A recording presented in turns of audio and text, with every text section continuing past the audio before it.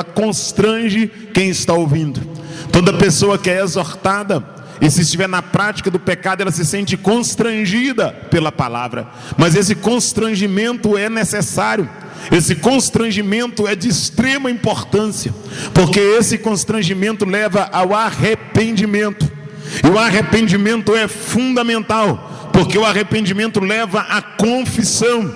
E a confissão é de extrema importância, porque a Bíblia diz que aquele que confessa e deixa alcança a misericórdia, mas aquele que encobre a sua transgressão, ele nunca prosperará. Então, qual é a artimanha do diabo?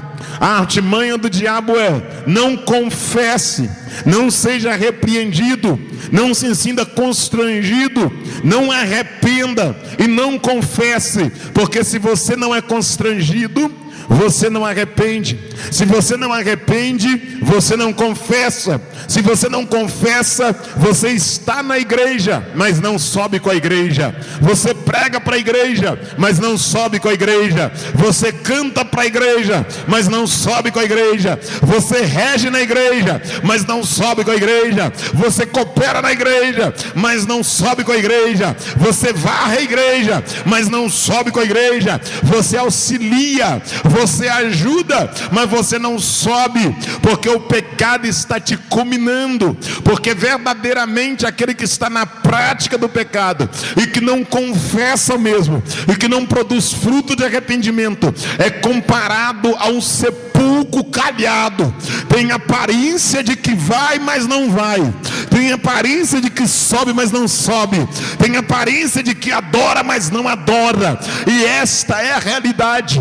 O diabo está tirando dos púlpitos, mediante uma palavra de autoajuda, a palavra exortativa. Porque sem a palavra exortativa, o noivo dorme com a noiva e toma ceia. O namorado pega e dorme com a namorada e toma ceia. Alguém adultera e toma ceia. E tomar ceia, cantar, pregar, pular, relampear, não é garantia de que vai subir no arrebatamento no grande dia do Senhor.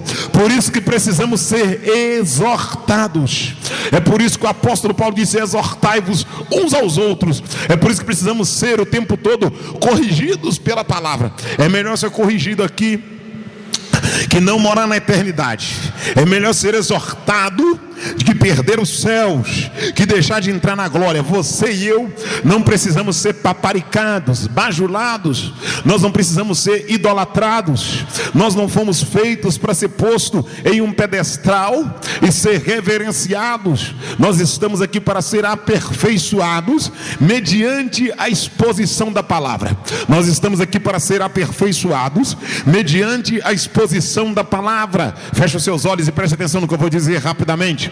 Nós estamos aqui para ser aperfeiçoados mediante a exposição da palavra. E a palavra, ela é forte. A palavra, ela é espada, oh glória. A palavra, ela é escudo. A palavra, ela é marreta. A palavra, ela é fogo, oh glória. A palavra, ela é vara, oh glória. A palavra, ela é cajado, oh glória. A palavra, ela é pão, ela é água, oh glória. Aleluia. Mas a palavra também, ela é vara que corrige, que açoita e que nos dá a revelação de que é necessário andarmos em santidade na presença do Senhor. Depois que Jesus falou a respeito dos eventos que hão de ocorrer antes do arrebatamento da igreja, a respeito dos sinais na terra, dos sinais em meio à sociedade, no capítulo número 25, do verso 1, Jesus vai falar em parábola da seguinte maneira: então o reino dos céus. A primeira coisa que eu quero deixar claro aqui para nós, no verso 1 do capítulo 25 do Evangelho de Mateus, Jesus diz que então o reino dos céus. Então existe um reino nos céus.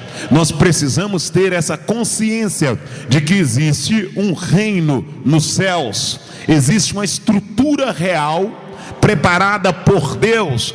Vem comigo, por favor. Existe uma estrutura real preparada por Deus. Preste atenção no que eu vou dizer. Existe uma estrutura real preparada por Deus, e ninguém entra na presença do rei triste, ninguém entra na presença do rei cabisbaixo, ninguém entra na presença do rei de qualquer maneira. A presença do rei tem que ser reverenciada, a presença do rei tem que ser assistida pelo sujeito via alegria, via felicidade. Se existe um reino, existe um rei. Se existe um rei, o sistema é monárquico. Se existe um sistema monárquico, existe uma estrutura real reservada, aguardada para os súditos, para aqueles que fazem a vontade do rei, para aqueles que acreditam no sustento, na provisão, na autoridade daquele que construiu o reino. Verso de número 1 do capítulo 25 do Evangelho de São Mateus. Então o reino dos céus, glória. Então quando você olhar para cima, glória, você precisa criar em você uma expectativa que atrás das nuvens existe um reino preparado, existe uma cidade estruturada. Nós precisamos olhar para cima e acreditar que existe uma pátria guardada, uma cidade que será inaugurada, uma cidade que será povoada, e desta cidade tem um trono, e o rei está sentado no trono, e a glória do rei lumeia a cidade, e os seus súditos, aqueles que sujeitaram, glória, os seus requisitos na terra, entrarão nesse reino e andarão à luz daquele que reina para todo sempre na eternidade. Verso de número 1 do capítulo 25 diz assim: então o reino dos céus será semelhante a 10 virgens. Quando se fala de 10 virgens aqui, fala de pureza, se fala de inocência. A igreja que será arrebatada é uma igreja que tem pureza, é uma igreja inocente, não é uma igreja maliciosa, cheia de maldade. É uma noiva pura, santa, glória, uma noiva imaculada. Então o reino dos céus será semelhante a 10 virgens que, tomando as suas lâmpadas, tomar aqui não é no sentido de ingerir, tomar aqui é no sentido de pegar, segurar, fazer posse de lâmpada. Lâmpada aqui é objeto que produz claridade, que lumeia. Então se subentende que se as virgens estão carregando lâmpadas, elas estão andando no escuro, elas estão andando no escuro. Então este mundo é um mundo de trevas. Lâmpada é um objeto que se usa para iluminar ou para clarear, e se a lâmpada é usada para clarear, ela vai me dar acessibilidade.